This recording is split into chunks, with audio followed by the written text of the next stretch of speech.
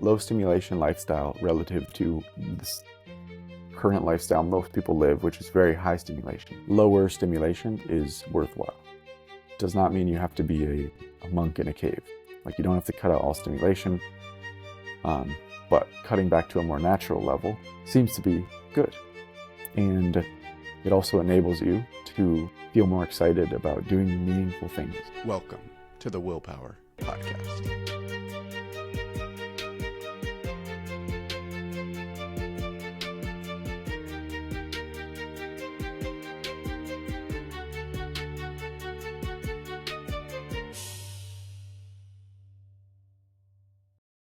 All right, and we are set. Let's get back into it, y'all. Reba.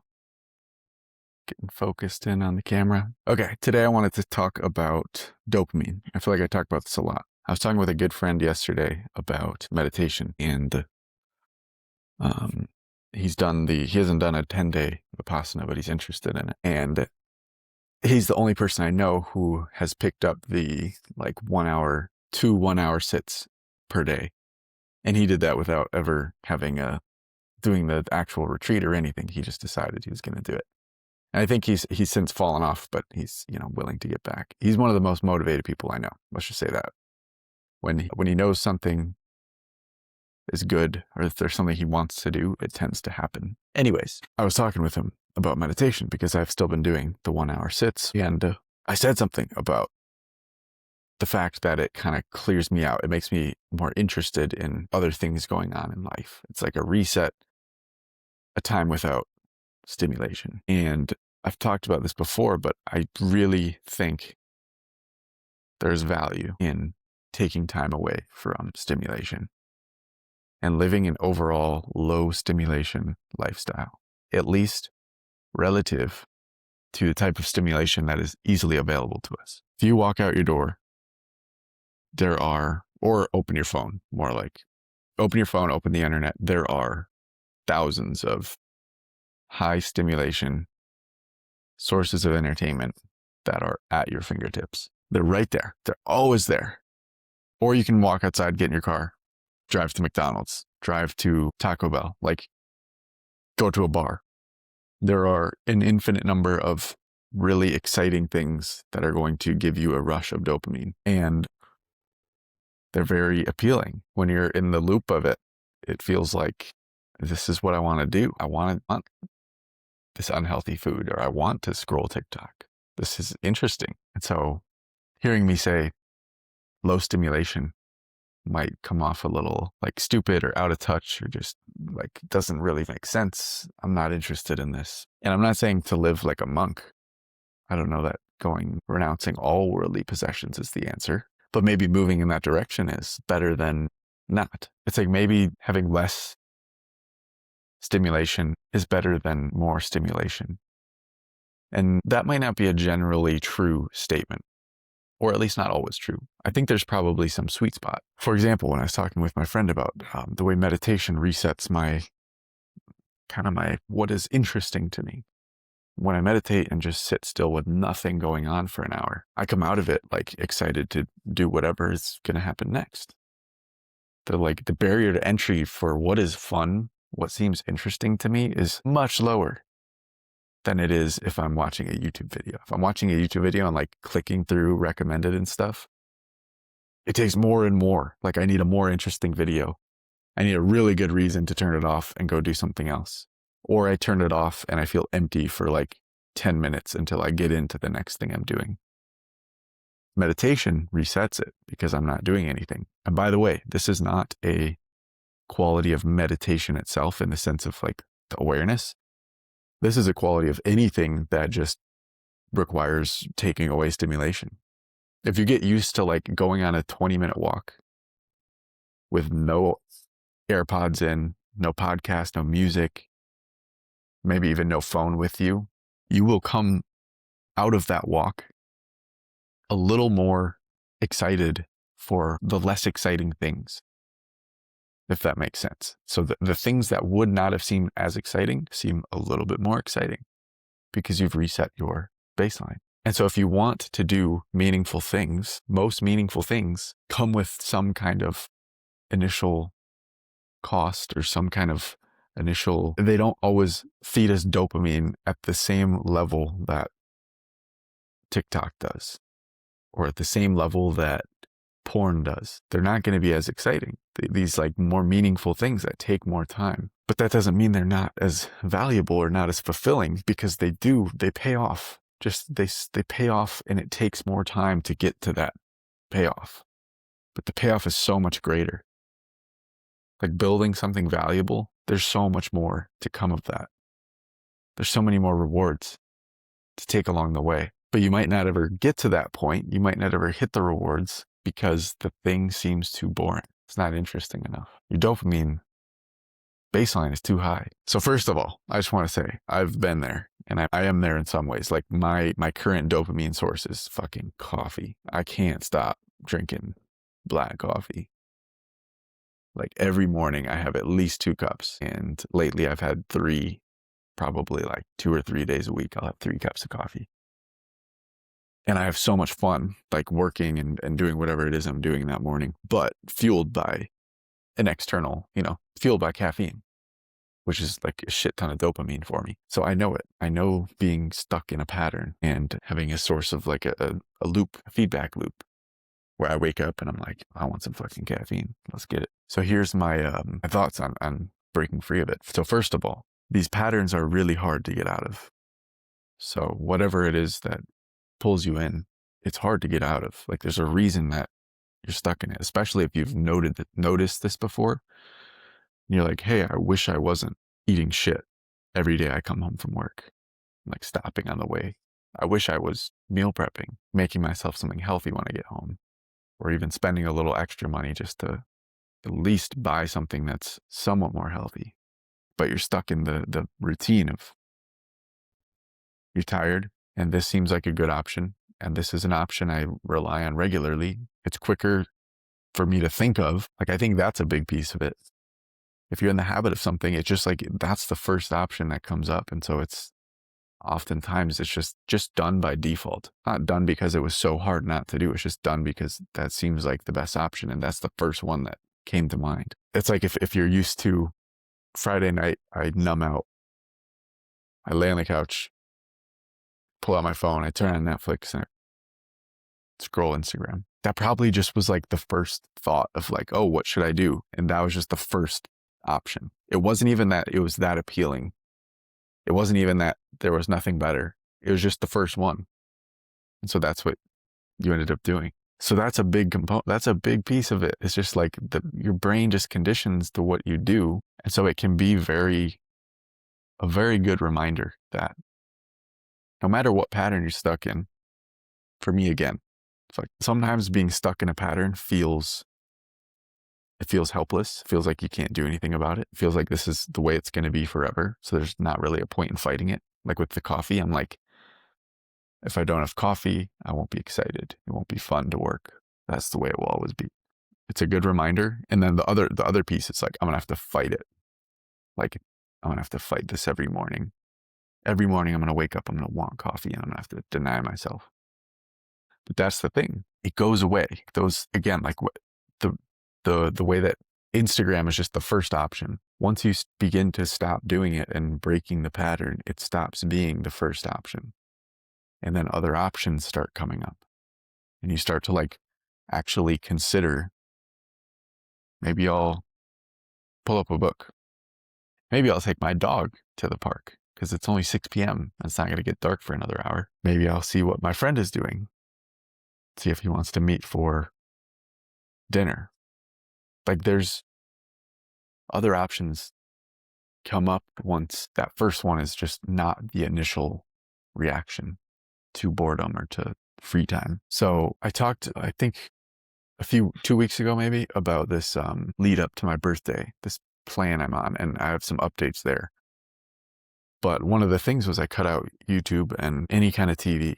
Like I haven't watched like video of any kind in 3 weeks or so. And like it has just gone away. There's not like I was thinking today about when I was like 4 or 5 years ago, sometimes I would like lay in my bed and just watch YouTube. And that was kind of like my guilty pleasure, or just lay in bed and watch like a comedy podcast reel or something, or a montage or something like that.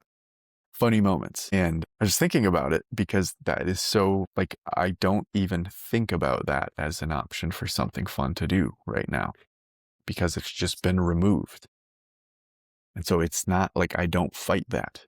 I don't have to fight that. So anyways, I feel like that's empowering. I feel like that's a good thing to remember, that like whatever you're going through, whatever the hard pattern is that you're stuck in, sometimes the friction to break it is this idea that it's going to continue like that forever. I'm always going to be fighting this thing and I just don't want to have to fight this forever. And so I'm just going to not even try. But this is me telling you, it is not a fight forever. It goes away.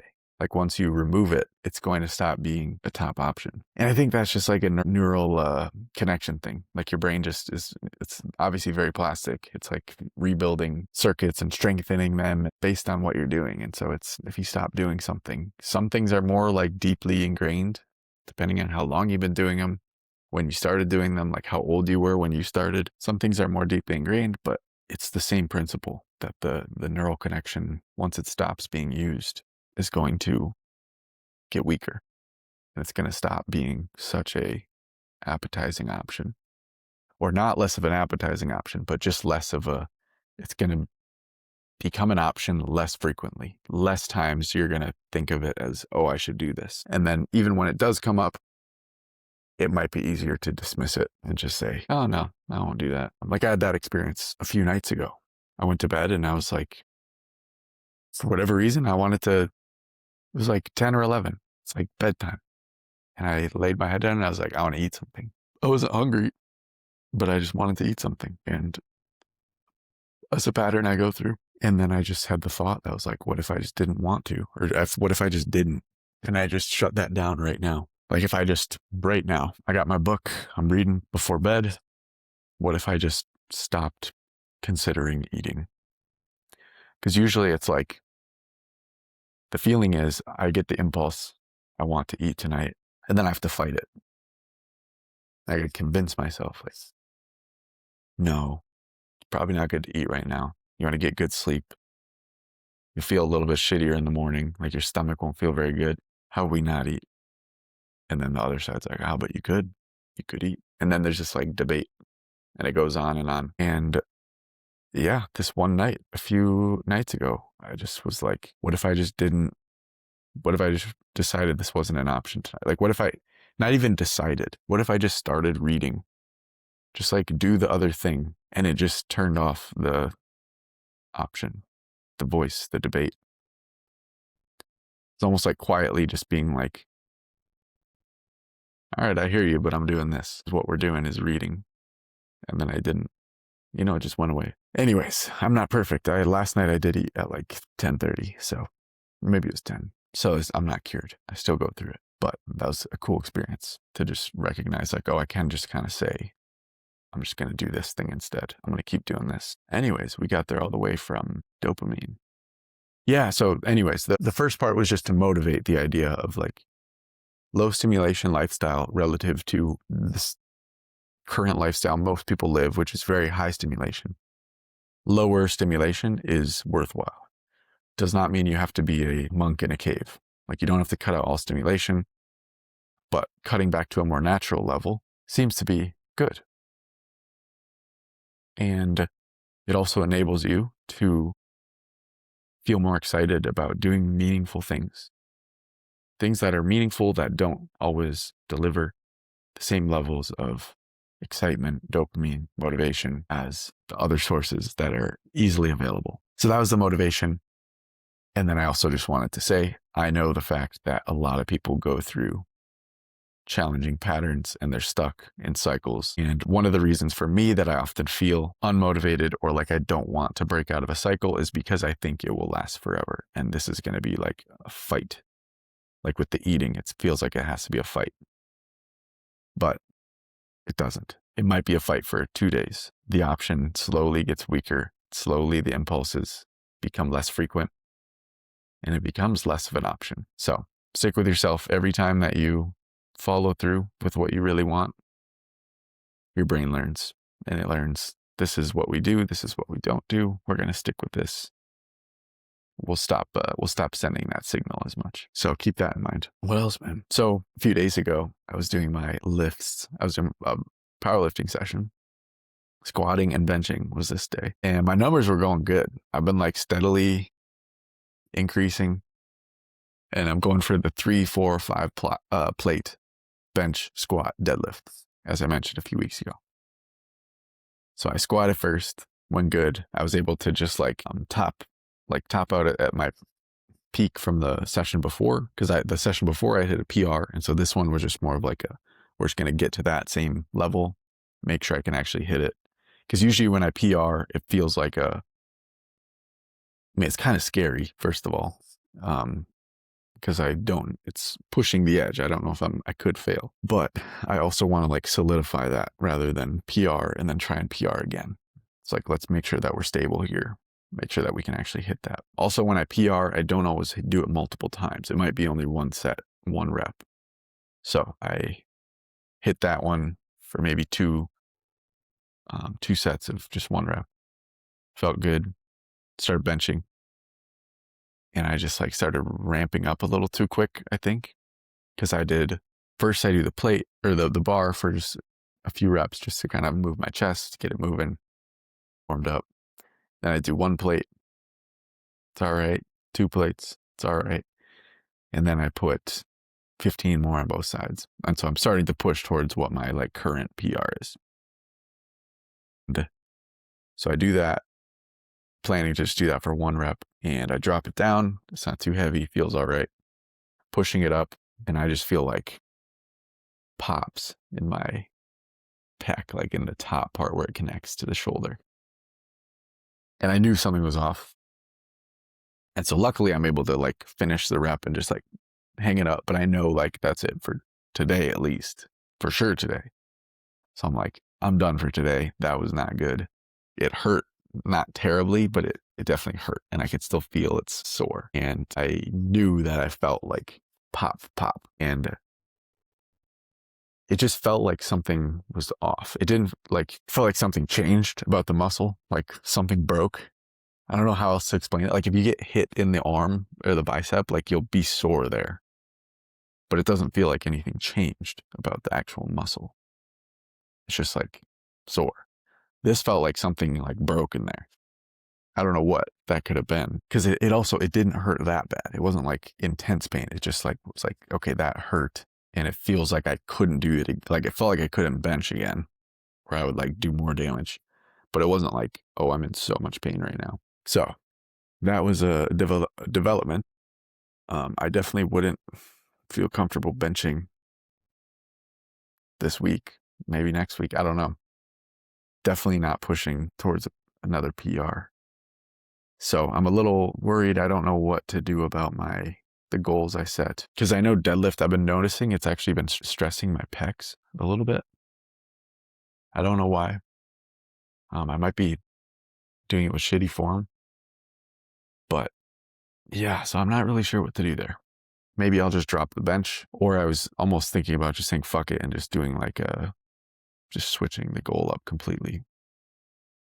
Because it would suck if I just couldn't do part of it. And the bench was the one that I felt pretty confident about that I could hit. So we'll see. Injuries, I can still get after it. I'm glad nothing that bad happened. And maybe I can't bench heavy, but I went to Chris Williamson. He had a live show in Austin last night. That was cool. It was interesting to see how he structures those. I've heard about them when he mentions them when he's doing a live tour. And so he has a live tour coming up, I think in Australia, maybe in a few other countries. And so that was cool to see the live set. Yeah.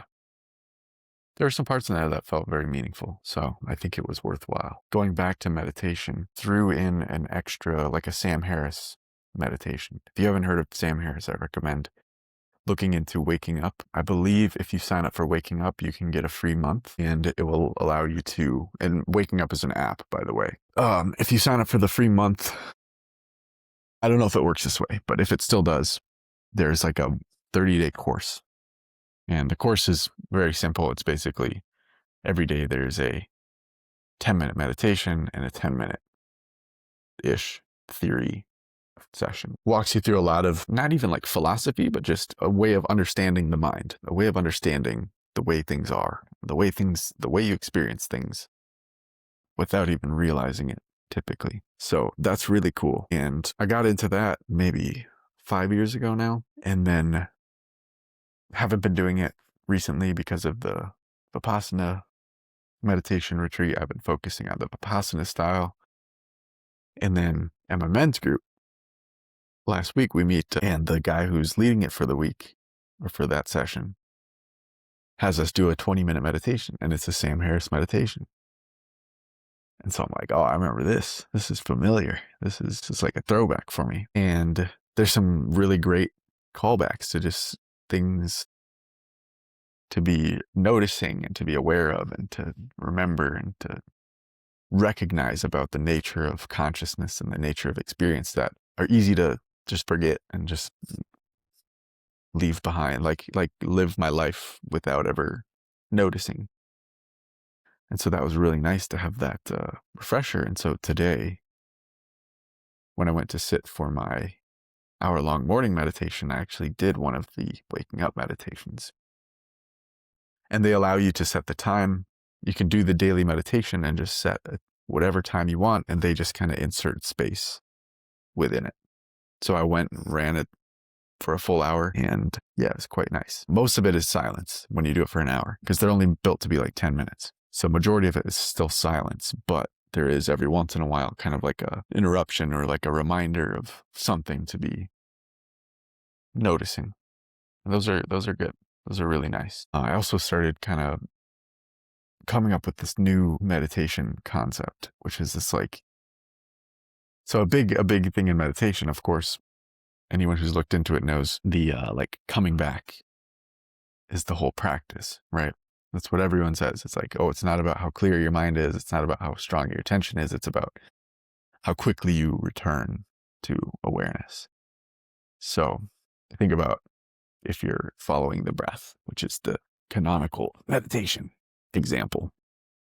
Following your breath, and at some point, you follow it for 2 breaths, 3 breaths. It's going really good. And all of a sudden, your mind starts wandering. You're thinking about, what was I going to eat today? What's for lunch? I got to make sure I don't forget about that thing I got to do. And then you go, oh, wait, I'm supposed to be doing the breath. Fuck. I'm so bad at this. It's going awful. And sometimes it falls into a like whole thing about, I'm terrible at meditating. This is not going well. I can't do this. Why am I not good at this? I've been doing it for 3 years and I still can't. Yada, yada, yada. Because it's like, oh, I haven't been focusing for 3-4 minutes, right? And again, like I said, the goal of meditation is to get better at coming back. So my new way of thinking about it is a celebration. Every time I recognize that I'm stuck in a thought or I'm like stuck in a loop of like feeling bored, that's the biggest one for me. Is I sit down and I'm like, okay, I'm just bored. I'm gonna have to just fucking sit here for an hour. I don't want to do this. And so anytime I'm stuck in that and I recognize it and I go back to the breath in this case, it's like a celebration. It's like, oh, I don't have to be bored. I don't have to feel this way. I don't have to think these things, or I don't have to be attached to them at least. I'm still going to feel it. I'm still going to think it. I don't have to be attached to these things. I can just go back to the breath. And guess what? When I'm following the breath, I'm not bored. I'm not hungry. I'm not thinking about whatever. I'm just back with the breath. So the celebration idea of like, I'm in a meditation. I don't have to be suffering right now. Like, that's amazing. To be stuck in a moment of suffering and then to step out and realize I'm not going to be suffering anymore, for right now at least. That's amazing. So I think for me, again, like the biggest thing for meditation, I don't really like, I'm not attached to any identity of like a good meditator, at least not within myself. Maybe with other people, I want to be like, oh, I'm so good at meditating. With myself, I don't give a shit. And so I don't really like, if I'm lost in thought and then I come back, I don't usually get in that. I don't go to that place where I'm getting angry at myself for not being good at it or feeling bad about myself. But I do get bored a lot. And I do find myself wanting to not be meditating very often. And it feels like something I just have to get through, I have to get done. And so changing this frame to, wow, I get to just notice my breath and not be bored and I get to not suffer right now. That's amazing. Like, how amazing is it to not have to suffer right now? Even listening to this, like, you're probably caught up in something. Your mind is somewhere. You've had a busy day or not. You're anxious probably about something. Just recognize that right now. Like, I don't have to suffer right now. I get a moment right now where I'm not suffering. I'm just being aware of what's happening. So anyways, that's my new thing. As of today, as of one time, I did it once. That's my new thing. We'll see. We'll see if that gets me anywhere. I have been liking Dan Harris's book, 10% Happier. It's a good reminder of meditation. Why do it? Why care about it? And I feel like it's given me a lot more energy towards practicing and getting better and better at it. So I recommend that one. It's very approachable and also very relatable, at least for me. I guess I shouldn't call it relatable because I don't know if you can relate. For me, it was relatable. Anyways, I think that's good for today's episode, or this week's episode. If you have any thoughts, feel free to drop a comment or something. We have Spotify, YouTube, wherever you're listening. As always, thanks for listening. And yeah, bye everyone.